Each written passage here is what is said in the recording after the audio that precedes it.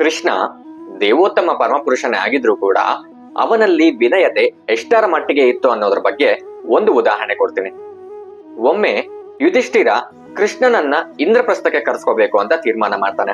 ಯಾಕಂದ್ರೆ ಯುಧಿಷ್ಠಿರ ರಾಜಸೂಯ ಯಜ್ಞವನ್ನ ಮಾಡ್ತಿರ್ತಾನೆ. ಆ ಯಜ್ಞದಲ್ಲಿ ಕೃಷ್ಣನಿಗೆ ಅಗ್ರ ಪೂಜೆಯನ್ನ ಅರ್ಪಿಸಬೇಕು ಅಂತ ಪಾಂಡವರೆಲ್ಲರೂ ತೀರ್ಮಾನಿಸ್ತಾರೆ. ಹಾಗಾಗಿ ಯುಧಿಷ್ಠಿರ ಕೃಷ್ಣನನ್ನ ಇಂದ್ರಪ್ರಸ್ಥಕ್ಕೆ ಕರೆಸ್ಕೋಬೇಕು ಅಂತ ತೀರ್ಮಾನ ಮಾಡ್ತಾನೆ. ಕೃಷ್ಣನಿಗೆ ಆಹ್ವಾನವನ್ನ ನೀಡ್ತಾನೆ. ಕೃಷ್ಣ ಕೂಡ ಇಂದ್ರಪ್ರಸ್ಥಕ್ಕೆ ಬರ್ತಾನೆ. ಅದೇ ಸಭೆಗೆ ಯುಧಿಷ್ಠಿರ ಕೂಡ ಬರ್ತಾನೆ. ಯುಧಿಷ್ಠಿರ ಬಂದ ಆ ರಥದಿಂದ ಅವನು ಕೆಳಗೆ ಇಳಿಯುವಷ್ಟರಲ್ಲೇ ಕೃಷ್ಣ ಅವನ ರಥದಿಂದ ಕೆಳಗಿಳಿದು ಯುಧಿಷ್ಠಿರನ ಹತ್ರ ಓಡಿ ಹೋಗಿ ಅವನಿಗೆ ಗೌರವವನ್ನ ಕೊಡ್ತಾನೆ. ಯಾಕಂದ್ರೆ ಇಂದ್ರಪ್ರಸ್ಥಕ್ಕೆ ಯುಧಿಷ್ಠಿರ ರಾಜ, ದ್ವಾರಕೆಗೆ ಕೃಷ್ಣ ಯುವರಾಜ ಮಾತ್ರ. ದ್ವಾರಕೆಗೆ ರಾಜ ಯಾರಪ್ಪ ಅಂತ ಹೇಳಿದ್ರೆ ಉಗ್ರಸೇನ. ಹಾಗಾಗಿ ಯುವರಾಜನಾದವನು ಮತ್ತೊಂದು ರಾಜ್ಯದ ಅಥವಾ ಮತ್ತೊಂದು ಪ್ರದೇಶದ ರಾಜರಿಗೆ ಯಾವ ರೀತಿಯಾದ ಗೌರವವನ್ನ ಕೊಡಬೇಕೋ ಕೃಷ್ಣ ನಮ್ಮೆಲ್ಲರಿಗೂ ಹೇಳ್ಕೊಟ್ಟ.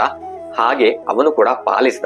ಹಾಗಾಗಿ ಕೃಷ್ಣ ಎಷ್ಟೋ ವಿನಯತೆಯಿಂದ ವಿನಮ್ರತೆಯಿಂದ ಯುಧಿಷ್ಠಿರನನ್ನ ಸ್ವಾಗತ ಮಾಡ್ಕೋತಾನೆ. ಇದೇ ಕೃಷ್ಣನಲ್ಲಿ ಎಷ್ಟು ವಿನಯತೆ ಇತ್ತು ಅನ್ನೋದ್ರ ಬಗ್ಗೆ ಒಂದು ಉದಾಹರಣೆ. ನಾವು ಕೃಷ್ಣನನ್ನ ಫಾಲೋ ಮಾಡೋದ್ ಬಿಡಿ, ಅದು ತುಂಬಾ ದೂರದ ಮಾತು.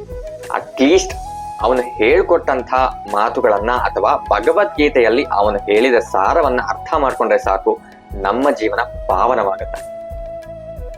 ಹರೇ ಕೃಷ್ಣ.